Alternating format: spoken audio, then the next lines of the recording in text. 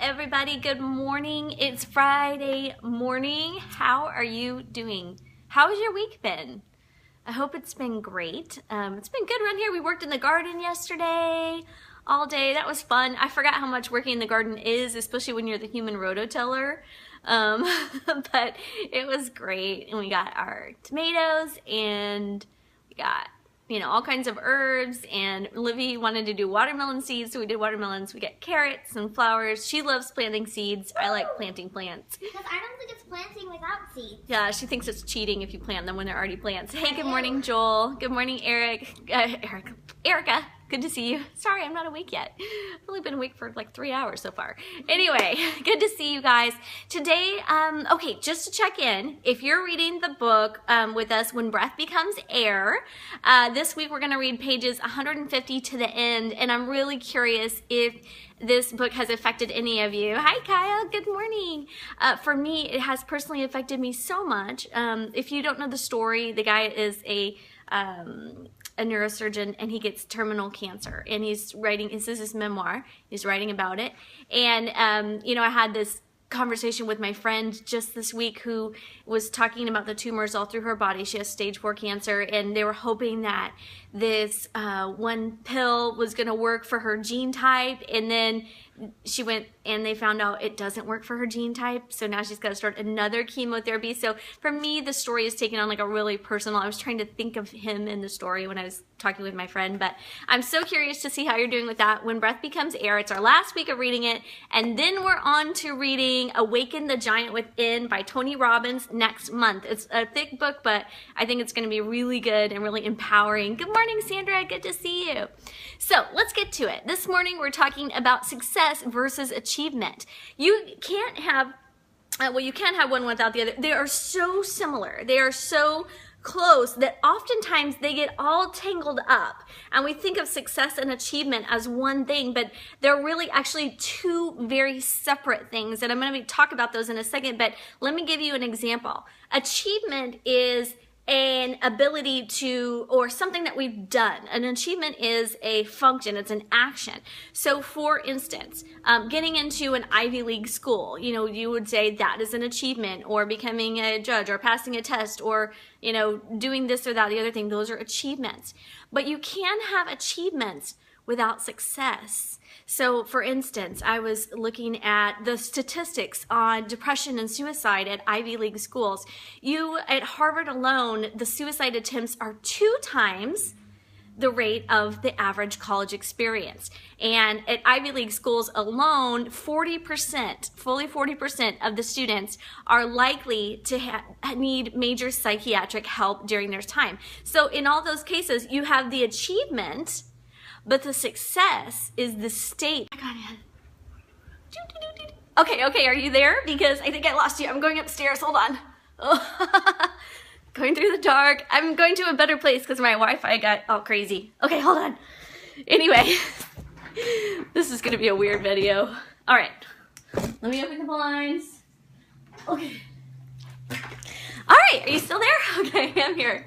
Anyway, so anyway, let's go back. So the achievement is the thing that you're doing. The success is the state that you're doing it in. So it's very different than the achievement.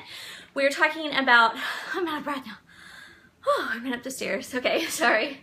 We were talking about getting into an Ivy League school, for instance, graduating from an Ivy League school. Great achievement, but a lot of people are doing it without success, because success is the way that you're doing things. I did work out this morning, I swear. And then also Simon Sinek relates a story of how he was in the room with 50 probably of the best, they call them titans, but the best entrepreneurs, the smartest, the brightest. And they asked them this question: how many of you have reached your financial goals? And 80% of the people there raised their hands. And then the question was, how many of you feel successful?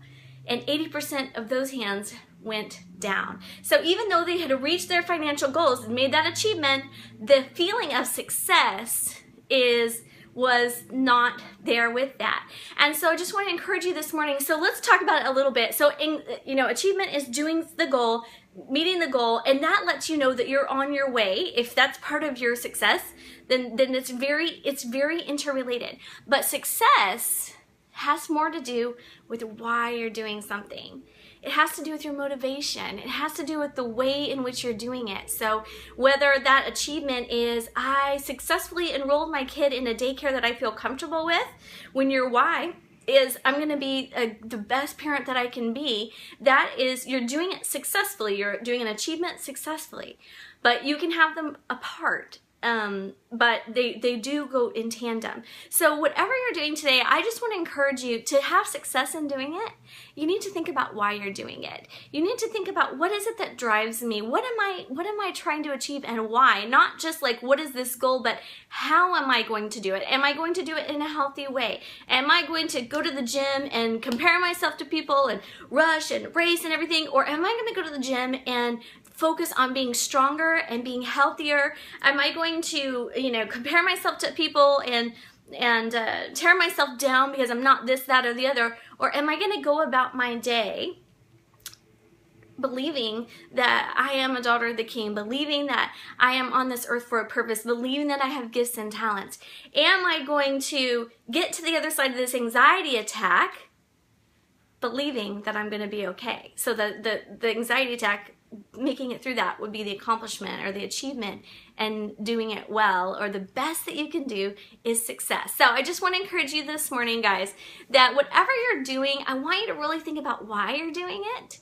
And also, what's your goal that you want to get there? How do you want to get there? How do you want to show up at the end when you've made that achievement?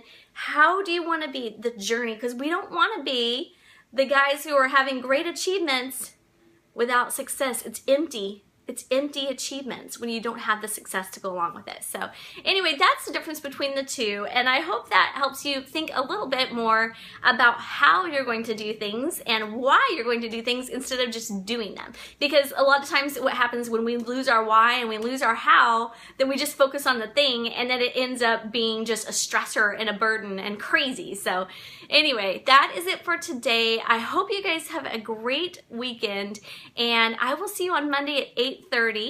And may your minds be fierce and your heart strong and your spirit very kind today. And go get your book for next month, Awaken the Giant Within. All right. Bye. Love ya.